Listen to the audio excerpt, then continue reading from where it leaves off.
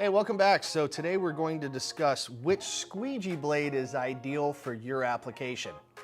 You notice we have three varieties here. I'm going to start with the blade that's closest to me. It's probably the highest performance blade, but it's also the softest material. This tannish color back here is regular straight gum rubber.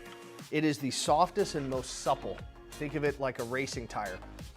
Nice and tacky, high performance, but they will wear out quickly, so you want to be careful not to run this blade on an abrasive or an oily environment.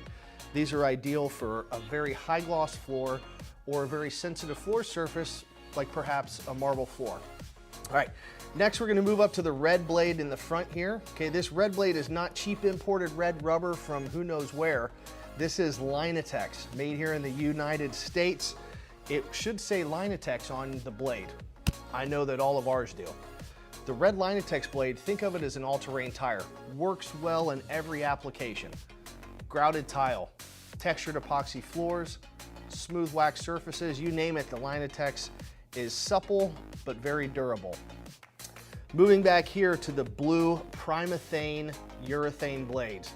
This blade is a standout. Think of it like a mud tire. It is purpose-built and ideal when you get into an oily, greasy environment, maybe cutting fluids in a machine shop, let's say the back in the service department of a car dealership where you're picking up gasoline, cutting brake fluid, diesel fuel, things like that.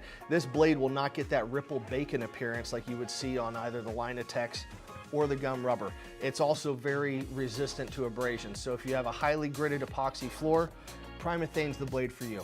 I hope that helped explain the difference between gum rubber, Primathane urethane, and Linatex squeegee blades.